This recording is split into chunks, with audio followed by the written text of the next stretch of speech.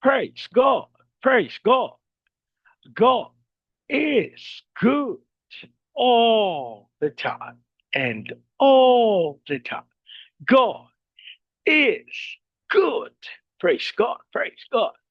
Isang mapagpalang araw po sa bawat isa. Sa pagkakataong ito, tayo po ay dudulog, lalapit sa ating Diyos na buhay ng may pananampalataya na kung saan may dalawa o tatlo na nagkatipon sa kanyang ngalan. Naroon siya sa kanilang kalagitnaan.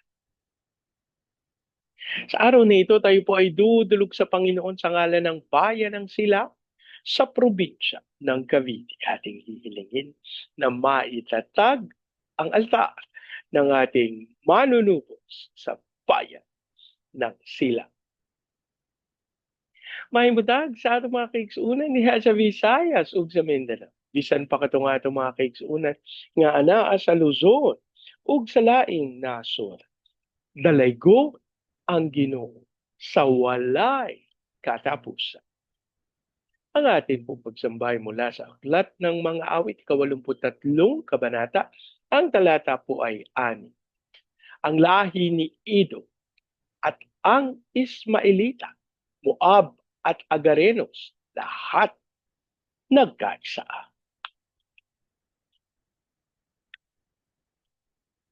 Lahi ni Edom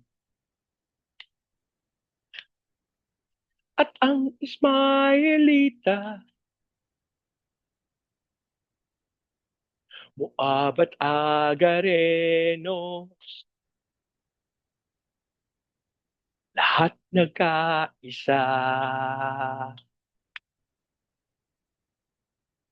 Ang lahi ni Edom, ang Ismaelita, Moab at Agarenos, lahat nagkaisa. Ama naming Diyos na makapangyarihan sa lahat, kami po'y nagpapasalamat sa pagkakataon na minsan pang makadulog at makalapit sa iyong banal na harapan. Ama, kami po'y nagpapakumbaba, humihingi ng tawad sa lahat naming pagkakasala. Aming idinudulog sa iyo, Panginoon, na kami linisin, pakuhin sa pamagitan ng banal na dugo ng aming manunod. Sabang amin din pong idinudulog sa iyo ang bayan ng Silang sa probinsya ng Cavite. Ang aming panalangin ng lahat ng altar at lahat ng kasunduan na ginawa sa bayan ng Silang nang hindi ayon sa pangalan ng aming manunubos ay mapawalang bisa sa pangalan ni Jesus. At ang aming hiling sa pangunguna ng iyong Santong Espiritu, maitatag ang altar ng aming manunubos sa bayan ng Silang. Maraming salamat po. Ang aming pag-asa, Ama, sa pangunguna ng iyong Santong Espiritu, iyong ipinagkaloob at tinanggap namin ang aming panalang sa pangalan ng aming Panginoong Yesus. Amen. Amen. Amen. Amen. Amen. Amen. Amen. Amen. Praise God. Praise God. Ang atin pong pag-ubulay ay mula sa aklat ng Genesis. Ika-40 kabanata, ang talata po ay 20 hanggang 23. Ang ikatlong araw ay kaarawan ng paraon at naghanda siya ng isang salo-salo para sa kanyang mga kagawan. Iniharap niya sa kanyang mga panauhin ang tagapangasiwa ng mga inumin at ang punong panadero. Ibinalik niya sa tungkulin ng tagapangasiwa ng inumin, ngunit ipinabitay ang punong panadero. Natupad nga ang sinabi ni Jose sa dalawa, ngunit siya'y nakalimutan ng tagapangasiwa ng inumin. Ang Diyos po ang magpala ng kanyang buhay at makapangyarihang salita. Sa bahagi pong ito ng banal na kasulatan, maliwanag ang katuparan ng mga isinaysay ni Jose patungkol sa mga panaginip ng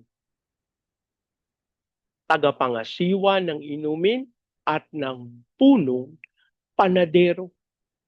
Nanaginip sila at dun sa kanilang mga panaginip, may mga kaganapan na kanilang sinabi kay Jose, sapagkat walang sino man ang makapagpaliwanag. Pero nung kanilang winika ito kay Jose, ang tugon ni Jose, tanging ang Panginoon lamang ang may kakayahan at may kapangyarihan na magkaloob ng kaunawaan sa mga panaginip. Alam niyo po, nung sinabi ito ni Jose, ang inyong lingkod, tunay na nagalak at namangha. Una po, nagalak ako sapagkat sa katotohanan na hindi ito masasabi ng kung sino-sino lang. Kung hindi, ito ay maiwiwika ng mga tao na may kaalaman. At ito yung tinataglay ni Jose. Taglay niya yung kaisipan. Taglay niya yung sa kanyang puso na babatid niya. Katotohanan yung kanyang winiwika. At ang sabi niya, ang makakapagpahayag lamang ng iyong panaginip ay walang iba kundi ang Panginoon. At alam niyo po, ito'y nagbigay sa akin po ng kagalakan sapagkat tunay na babatid ni Jose kung ano ang kalooban ng Ama. Hindi siya nanghuhula lang. Alam niyo po, isang katotohanan, nasa kasalukuyan, kalulungkot po ito. Pero maraming naglilingkod sa Panginoon ang walang ganap na panghahawakan sa katotohanan ng kalooban ng Diyos. Alam niyo po, nangyari sa akin yan nung isang beses nung ang inyong lingkod ay mga angaral ng salita ng Diyos.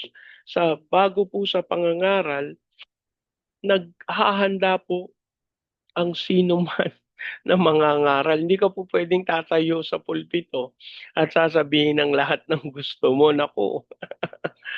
Samantalang magagawa po iyan, pero ang kapangyarihan ng Panginoon na siyang tunay na nagmamay-ari ng pulpito, siguradong ikaw ay huhusgahan. Kaya para po sa akin po,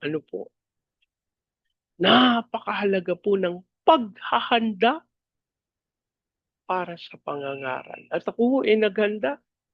Kung ako naatasan na ikaw mangangaral sa linggo, no? So ang inyo pong lingkod naghanda ng aking kung ano yung aking ibabahagi. Ako po nanalangin. At alam niyo, pagdating nung linggo na mismo, na habang sumasamba, maliwanag yung pangungusap ng Panginoon, ibahagi mo ang talatang ito. Na ako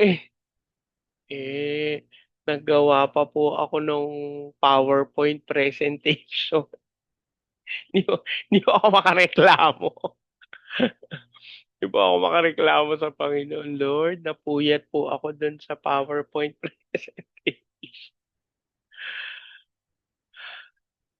Ang inyo pong lingkod, tumuko at ginawa yung kalooban ng Panginoon sa kapamaraanan ng Diyos. At ako po'y nagpapasalamat sapagkat nung ginawa ko kung ano yung sinasabi ng Panginoon,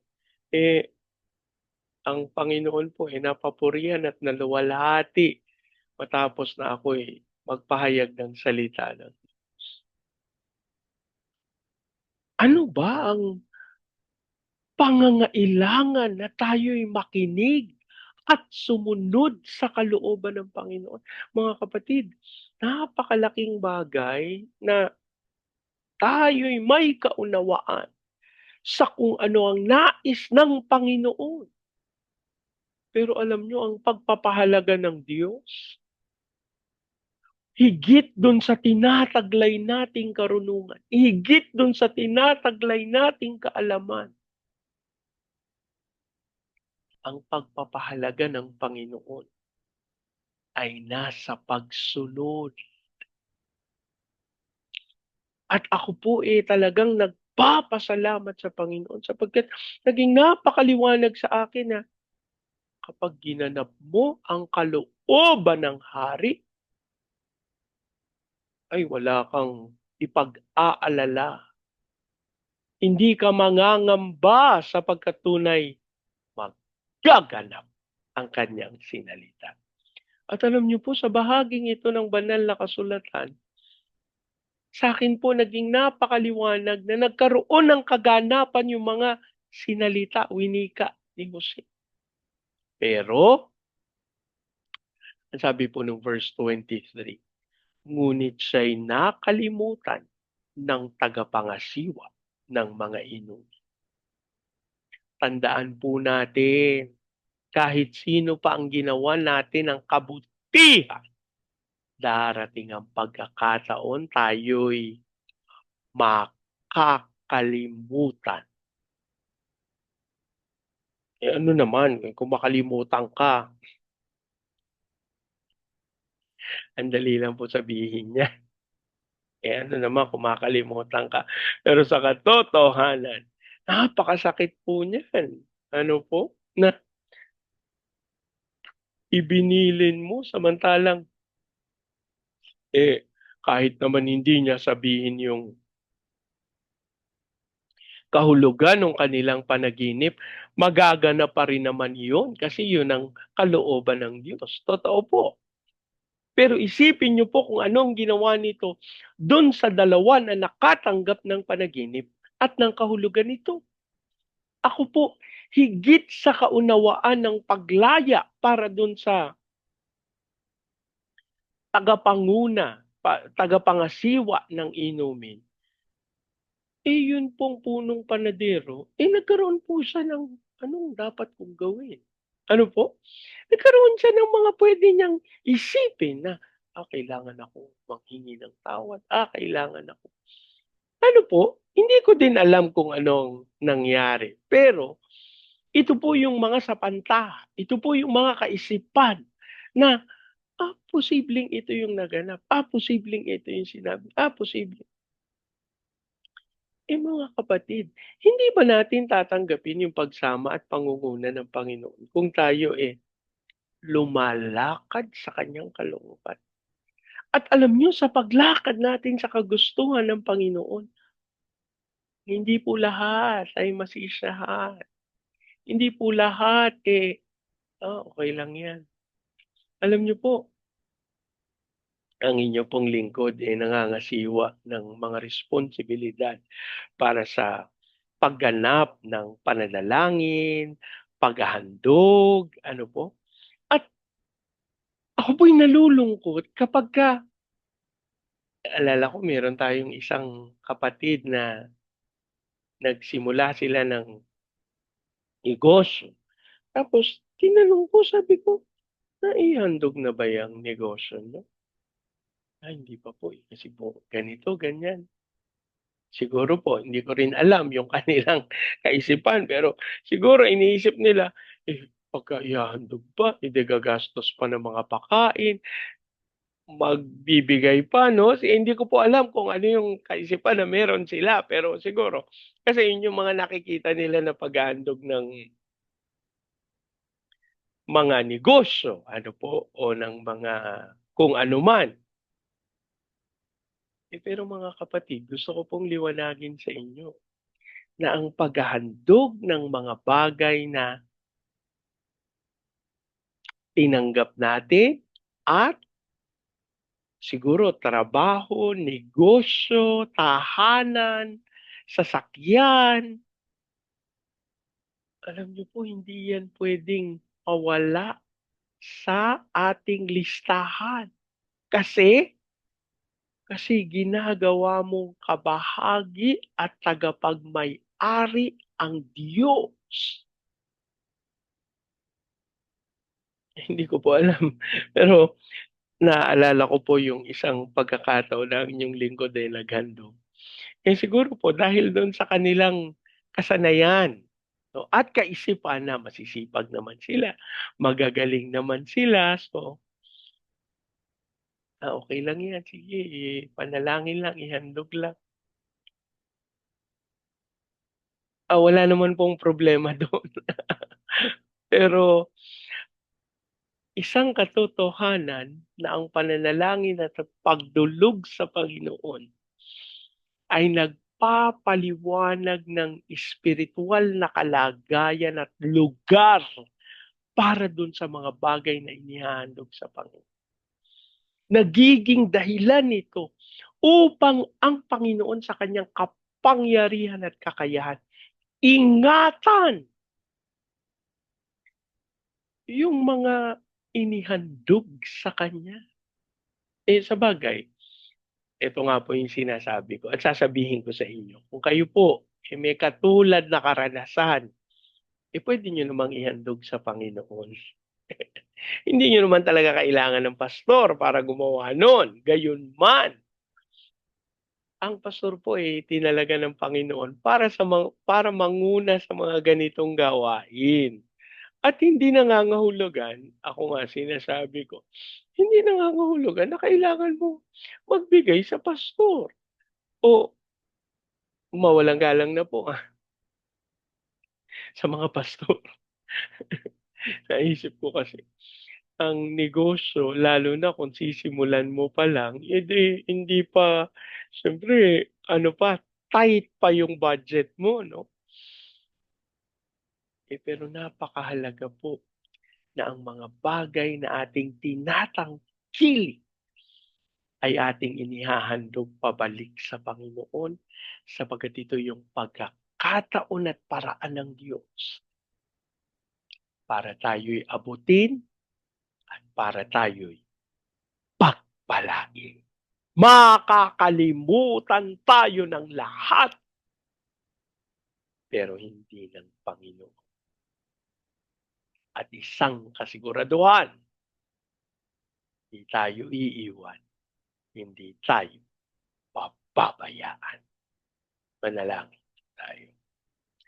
Ama naming Diyos na makapangyarihan sa lahat, kami po ay nagpapasalamat sa pagkakataon na kayo'y makaniig, makaisa. Ama, kami humihingi ng iyong kahabagan upang kami patuloy mong liwanagan, upang aming mabatid ang iyong naisin. Sa ganitong paraan, masunod namin at maganap ang iyong dakilang kalooban. Sa pangalan ni Jesus. Ama, ito yung aming itinatalaga, ang aming mga sarili sa pagsunod at pagganap ng iyong dakilang kalooban. Ang aming panalangin maging altar ng aming Panginoong Hesukristo, ang aming mga buhay upang walang ibang mapapuri, walang ibang madaki, walang ibang maluwalhati, kundi tanging ikaw lang. Ama, amin din pong ipinagpapasalamat ang lahat ng bagay na iyong ginagawa sa aming mga buhay. Ang aming hiling, tunay na kami lumakad sa iyong katwiran at kabanalan at mapawi ang lahat ng kasinungalingan ng kaaway. Lord, amin ding idinudulog sa iyo ang bayan, Panginoon, ng Indang sa probinsya ng Cavite. Ang aming panalangin, Amang Diyos, ikaw po ang kumilos ng may kapangyarihan sa bayan ng Silang sa probinsya ng Cavite. Ang aming panalangin ng katawan ng aming Panginoong Hesukristo sa bayan ng Silang ay patuloy na magkaroon ng unawaan, pagpapatawad. At Lord, hayaan mo na magkaroon ng tunay na pagkakaisa ang katawan ng aming Panginoong Hesukristo sa bayan ng Silang. Ito po ang maging dahilan kung bakit sa pangunguna ng Santong Espiritu maitatag ang altar ng aming Panginoong Hesukristo sa bayan ng Silang. Maraming salamat po. Lord, we're declaring the fire of revival sa bayan ng Silang. Hayaan mong dumalo ito sa Baguio City, Cagayan de Oro, Legazpi, Lipa, Manila, Pampanga, Pateros. Kilusan mo po ang mga bayang ito. Lord, hiling namin na mapawi ang lahat ng karumihan at tunay na dumaloy ang iyong kapangyarihan at kalwalhati. Dasal din po namin ang pangunguna ng iyong Santong Espiritu upang kalooban ng pag-unlad at ang dumaloy ang pagpapalang ito sa buong Luzon, Visayas at Mindanao. Ipahintulot mo, Panginoon, na mapangyari yung tawag mo sa amin to be the launching pad of the gospel, to be a missionary, sending country, and to be the America of Asia in the height of its glory.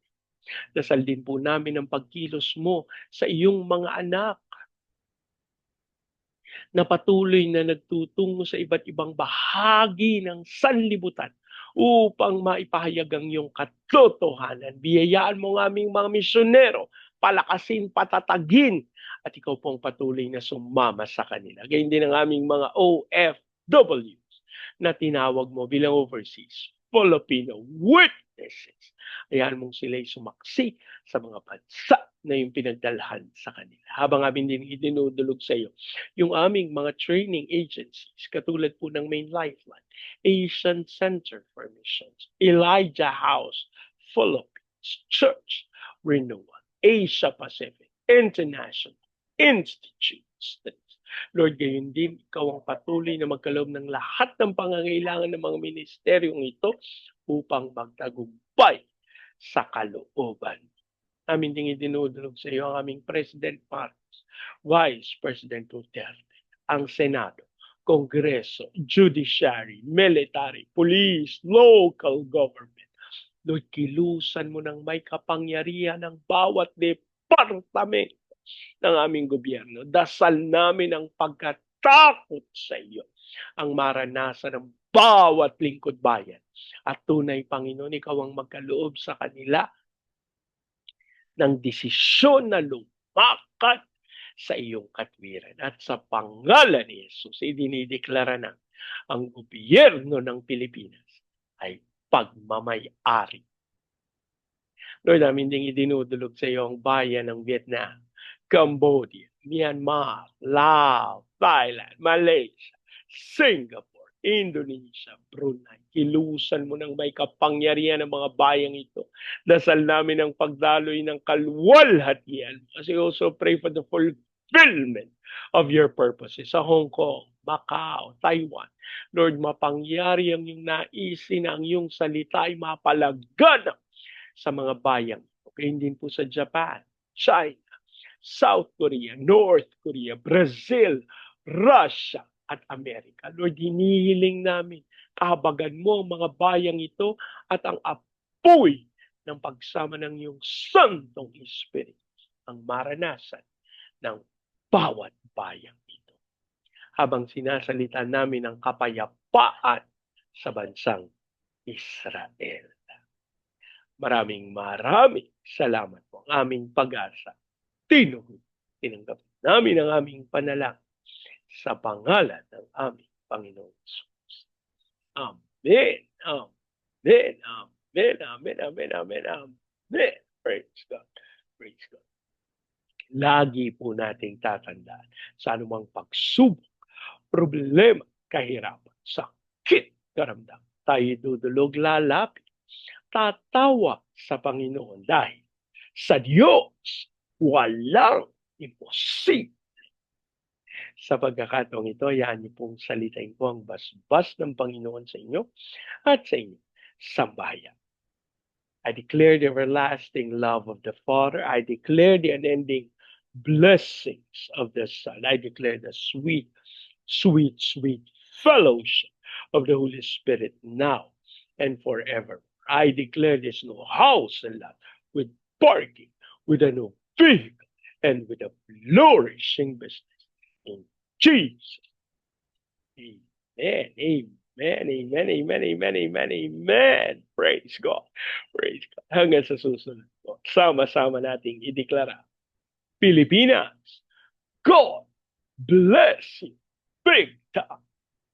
And so we declare to God be all the glory in Jesus' name. Amen. Amen. Amen, amen, amen, amen, amen, amen. Praise God. Praise God.